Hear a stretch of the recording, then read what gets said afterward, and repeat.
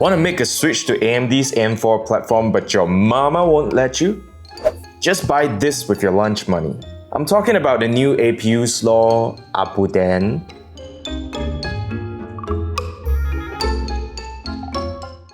Recently, Ryzen has been all the rave, but as some of you may be aware, AM4 was always designed to be a platform that merges CPU and integrated graphics. Back in 2016, AMD released Bristol Ridge processors exclusively through their OEMs, but right now, it's finally hitting the shelves.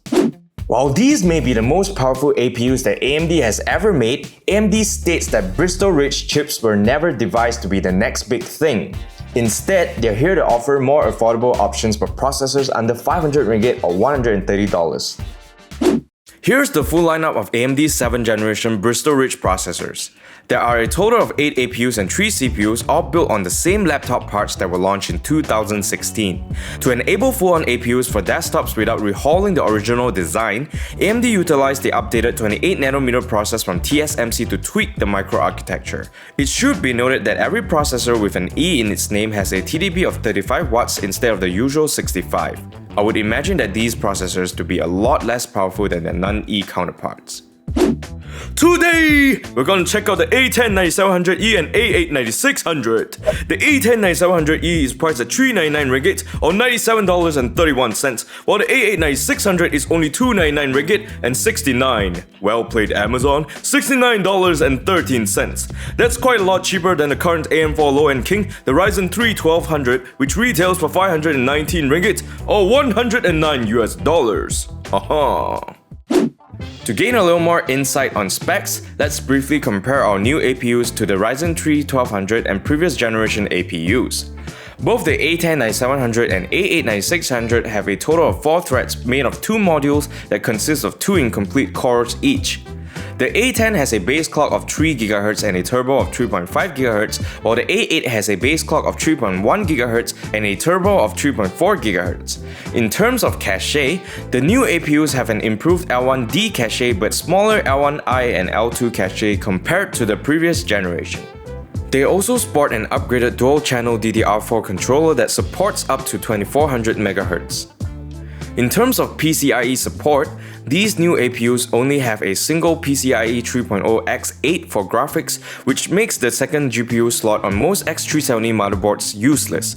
Therefore, AMD suggests that we move on to the B350 instead. Next, we should take a closer look at the integrated GPUs. AMD's integrated graphics is constructed with compute units, CUs, with each CU having 64 streaming processors, or SPs, using GCN 1.3, aka GCN 3.0. What? GCN 3.0 architecture. The same architecture they use in their R9 Fury line of GPUs. As you can see, both the A10 and A8 has 6 CUs for a total of 384 SPs, which is quite a lot less than the 512 SPs on the Cavalry Refresh APUs. Clock speeds, however, do remain in a largely similar range. The TDP has been reduced by 30 watts, so kudos to AMD for increasing energy efficiency. Each of these processors support the following display modes, so pick your monitors accordingly. The APUs will support 3 displays with any mix of the above. Analog video via VGA can be supported by a DP to VGA converter chip on the motherboard or with an external dongle. For codec support, Bristol Ridge does these natively unless specified. Before we bring on the benchmarks, I hate to break it to you, but based on our findings, although we were able to get a stable overclock up to about 4 GHz, it did not yield any noticeable performance gains. So it may be in your best interest to stick to stock clock speeds and run your APUs at better temperatures. Okay, time for the numbers. We'll be putting these into a MSI Mortar Arctic B350M with a Wraith Spire cooler from a Ryzen 1700. However, these do ship out with near silent stock coolers that we couldn't get our hands on. For memory, we're using a set of 2x8GB Galax Hall of Fame DDR4 rated at 3600 MHz, but we had to set it to 2400 MHz in line with the APU specifications. Firstly, let's kick things off with synthetic benchmarks. In Cinebench, both the new A8 and A10 score about 35% less than the Ryzen 3 1200 in the single-threaded test and about 40% less in the multi-threaded test. In 7-zip, the A8 9600 and A10 9700E performed about 30% and 25% worse, respectively, when compared to the Ryzen 3 1200. Next, let us see how the integrated GPUs performed. In both 3D Mark tests, the A10 9700E scored only about 1 to 5% better. Moving on to real-world benchmarks. In the Photoshop radial blur test, the A8 is about 50% slower than the Ryzen 3, while the A10 is only 2 seconds faster. Exporting a 3-minute 1080p footage in Premiere Pro was about 40% slower on the A8 and 37.5% slower on the A10 when compared to the Ryzen 3. So far, in sheer processing power, I would say that the A8 9600 is better value for money, since you would only be getting about 5% increase in performance while paying 25% more for the A10 9700E. Let's see if gaming benchmarks tell otherwise.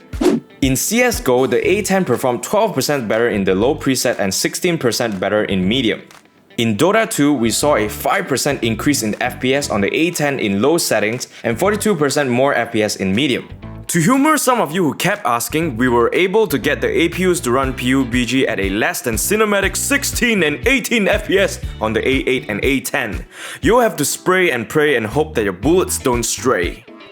These numbers may vary based on your individual matches and internet speeds. However, they do prove that these APUs will be able to hold their own in both low and medium settings for eSports titles.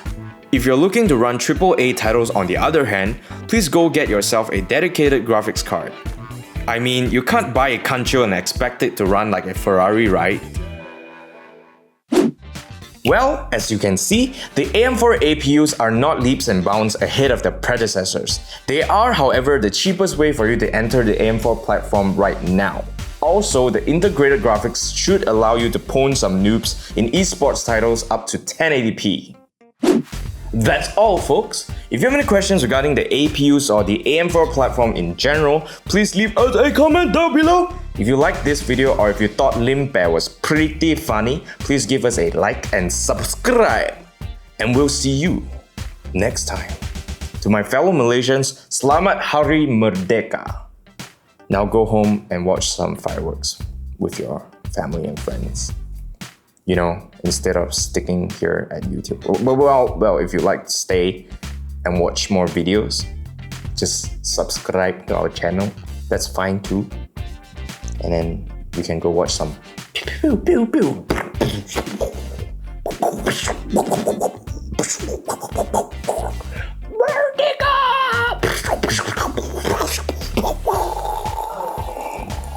That was an overkill.